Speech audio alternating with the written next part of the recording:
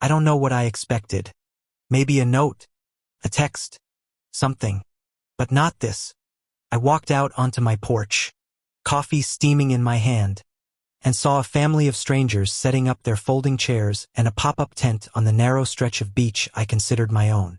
My stomach dropped, the warmth of the mug suddenly feeling cold. I just stood there, blinking, wondering if I was still asleep. Was this some kind of prank? They'd put their umbrella right where my old Adirondack chair used to sit. A sharp, familiar voice cut through the soft lapping of the water. "Oh, hello there." My neighbor, Karen, was standing on her own deck, waving cheerily with a glass of what looked like white wine. "You can thank me later." I told them they could use your little bit of beach.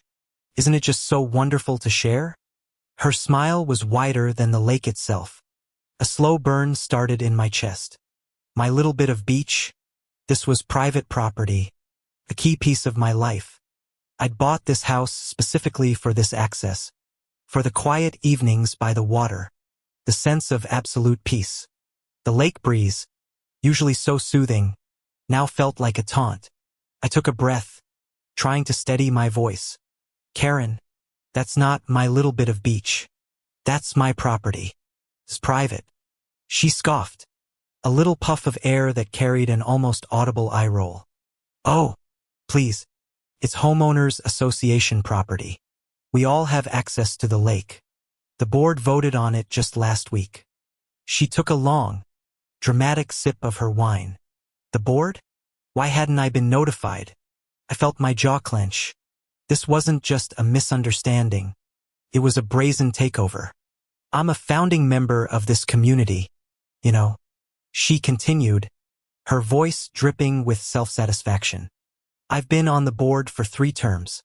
We all decided it was a bit selfish for one person to hoard all that beautiful space. The gall, the sheer, unmitigated audacity of it all. I felt my hands shaking. The coffee sloshed over the rim, scalding my fingers. I turned and walked back inside without another word. Slammed the door. A quiet house felt like a cage. My heart was pounding, a wild drumbeat against my ribs. I couldn't focus. I logged into the Homeowners Association website, my fingers flying across the keyboard. Nothing. No meeting minutes. No official vote. Just a single line in a vague, old newsletter about improving community relations. I dug through my own records, the original deed, the survey maps from when I bought the place. Hours passed. The sun climbed higher, casting a relentless glare on the lake. The happy chatter of the family Karen had gifted my property to drifted through the window. The scent of their grilling burgers, usually a pleasant aroma of summer, smelled like a personal insult. How could she do this? Was there no decency left? My eyes scanned the documents, searching for a loophole, a sign, anything. And then, there it was. Not a loophole, but a rule. An old, dusty, pre-HOA bylaw about property lines and permanent structural improvements. A plan began to form in my mind. A slow, meticulous, and wonderfully spiteful plan. I drove into town, the radio nothing but static against the roar of my blood. The hardware store smelled of sawdust and possibility. I bought 20 treated wood posts, 100 feet of galvanized wire mesh, and 2 heavy bags of quick-setting concrete. The cashier looked at me with a raised eyebrow. "Building a fort?" he asked with a wink. I just smiled, a thin, sharp line on my face. "Something like that," I said. The following day, I got to work. The sun beat down on my neck. My back ached with every swing of the post-hole digger. The air was thick with humidity and the metallic tang of fresh wire. My hands were blistered. I ignored it all. I could still hear Karen laughing on her deck, the clinking of her wine glass. I could feel her eyes on me. I knew she was watching, probably with a mix of confusion and condescension. What did she think I was doing? Landscaping? I drove the last post in with a final, echoing thud. The fence stood straight and true, a clean, modern line that bisected the land and ended precisely at the water's edge. I stood back, wiping sweat from my brow, a wave of immense satisfaction washing over me. That evening, I was sitting on my porch, enjoying the peaceful hum of the evening, when a scream tore through the air. "What have you done?" It was Karen.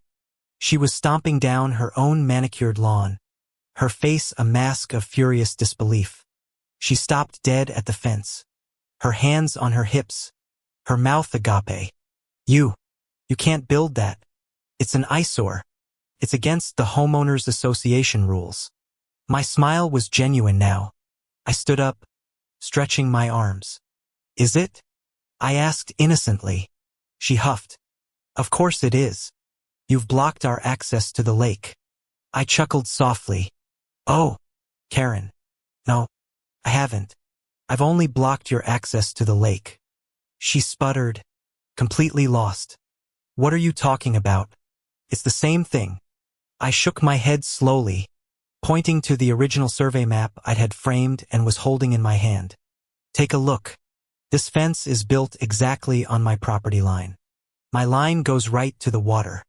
Your property, however," I paused for dramatic effect, "is set back a full 50 feet. That sliver of beach you were so generously giving away, that was always mine. And this fence? It's a permanent structural improvement, perfectly in line with the old bylaws. It blocks your path of travel across my land."